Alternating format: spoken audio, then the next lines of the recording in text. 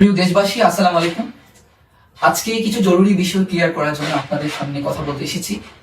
আপনারা নিশ্চয় অবগত আছেন, গতকাল শায়েস্তাগঞ্জ থানা এলাকায় আমাদের এক জুলাই আন্দোলনকারী ভাইকে অন্যায়ভাবে গ্রেফতার করায় থানা প্রশাসনের সাথে কথা বলার প্রাক্কালে উত্তেজনাকর পরিস্থিতিতে আমার মুখ ফসকে অসাবধানতা বশত একটি স্লিপ অফ টাঙ্কে কেন্দ্র করে দেশবাসীর নিকট একটি ভুল বার্তা পৌঁছার উপক্রম হওয়ায় প্রকৃত তথ্য দেশবাসীর নিকট তুলে ধরার জন্য আজকে আপনাদের সামনে হাজির হয়েছি। মূলত গতকাল আমি উক্ত সংশ্লিষ্ট থানাতে শুধুমাত্র গিয়েছিলাম আমার একজন জুলাই সহযোদ্ধাকে বাঁচানোর জন্য, যাকে ভুল তথ্যের ভিত্তিতে ডেভিল আখ্যা দিয়ে থানায় নিয়ে যাওয়া হয়েছিল। আমার স্থানীয় সহযোদ্ধাগণ, ভুক্তভোগী পরিবার এবং ইনফ্যাক্ট আমি নিজে উক্ত সহযোদ্ধার আন্দোলনে তার যথেষ্ট ভূমিকার যথেষ্ট প্রমাণ সম্বলিত তথ্যগুলো প্রশাসনের নিকট বারবার উত্থাপন করলেও তারা তাকে চারটে টাল ভাঙা শুরু করলে এক পর্যায়ে আমি নিজের উপর নিয়ন্ত্রণ হারিয়ে ফেলি।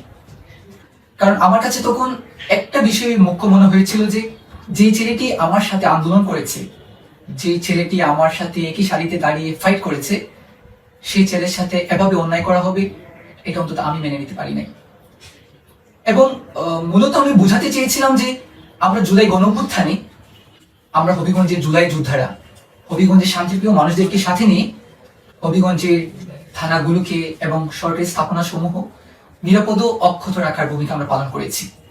অপরদিকে সেই বেদনাদায়ক অধ্যায় ঐতিহাসিক 5ই আগস্ট আমি সহ আমার হবিগঞ্জের সকল সহযোদ্ধারা তখন আমরা হবিগঞ্জের টাউন হলে বিজয় মিছিল চলাকালীন সময় জানতে পারি যে বানিয়াচংয়ের মাটিতে আমার 9 জন ভাইকে এসআই সন্তোষের নেতৃত্বে গণহত্যা করা হয়েছে।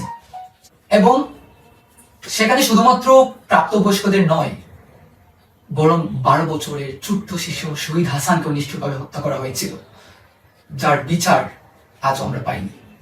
এর একই সাথে মারাত্মকভাবে আহত হয়েছিলেন কয়েক শতাধিক ছাত্র জনতা। অতঃপর সেই 17 বছরের নিপীড়ন, নিষ্পেষণ আর একসাথে 9 জন ভাইকে হারানোর বেদনায় নিপীড়িত স্থানীয় জনতা গণপ্রতিরোধ গড়ে তুললে হাজার হাজার জনতা দীর্ঘ সঞ্চিত ক্ষোভের বহিঃপ্রকাশ ঘটিয়ে প্রতিবাদের এক অনিবার্য বিস্ফোরণ ঘটান। উল্লেখিত ঘটনাটি জানার সাথে সাথে আমরা পরিস্থিতি নিয়ন্ত্রণের জন্য তৎকালীন আর্মি ক্যাম্পের সাথে যোগাযোগ করি এবং তারা সেখানে উপস্থিত হলে বহুল ঘটনার পরবর্তী সময়ে তারা পরিস্থিতি নিয়ন্ত্রণে আনতে সক্ষম হন। দেখুন, আমি একটু স্পষ্ট করতে চাই, কিছু সংখ্যক প্রশাসনের লেবাসদারি ফ্যাসিস্ট রেজিমের অংশীদারের বাহিরে সামগ্রিক পুলিশ বাহিনী আমাদের শত্রু নয়, বরং 4 আগস্ট হবিগঞ্জকে ফেসিবাদ মুক্ত করার পর থেকে আমরাই হবিগঞ্জের ছাত্র জনতা তাদেরকে সর্বোচ্চ সহযোগিতা করেছি এবং সকল থানাগুলোকে আমরাই পাহারা দিয়েছি এবং একই সাথে থানাগুলোকে তথা সরকারি স্থাপনা সমূহ রক্ষা করার চেষ্টা আমরাই করেছিলাম। আজকে আমি অত্যন্ত উদ্বেগের সাথে লক্ষ্য করেছি আমার বিরুদ্ধে যেভাবে কুট করে একটি স্লিপ অফ টাঙ্কে বিভিন্ন মিডিয়ায় ছড়িয়ে দেওয়া হয়েছে, সেটা আমাকে চরমভাবে মানসিকভাবে বিধ্বস্ত করেছে। তার বিপরীতে আমি শুধু একটা কথাই বলেছি যে আমাকে আঘাত করুন, আমি মাথা পেতে নিব, কিন্তু প্লিজ আমার উপর বেইনসাফ করতে যে আমার বানিয়াচংয়ের যে 9 জন ভাইকে গণহত্যা করা হয়েছে, প্লিজ তার বৈধতা দিবেন না। আমি শুধু একটা কথাই বলতে চাই, আমি আমার সকল জুলাই যোদ্ধাদেরকে আমি হৃদয় থেকে ধারণ করি। সেই জায়গা থেকেই আমি যখন শুনতে পেরেছিলাম আমার এক সহযোদ্ধাকে অন্যায়ভাবে ডেভিল আখ্যা দিয়ে গ্রেফতার করা হয়েছে বা আমার এক সহযোদ্ধাকে এভাবে ট্যাগিং করে ডেভিল আখ্যা দিয়ে গ্রেফতার করা হবে, এটা অন্তত আমি মেনে নিতে পারি না।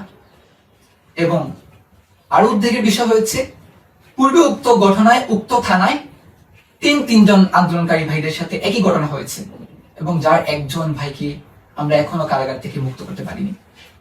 পরিশেষে উক্ত পরিস্থিতিতে আমার স্লিপ অফ টাঙ্ক হওয়ায় আমি দেশবাসী এবং সংশ্লিষ্ট সকলের নিকট দুঃখ প্রকাশ করছি। এই বিপর্যস্ত অবস্থায় যারা আমার পাশে দাঁড়িয়েছেন তাদের প্রতি আমি চিরকৃতজ্ঞ। আপনাদের ঋণ আমি কখনোই শোধ করতে পারবো না।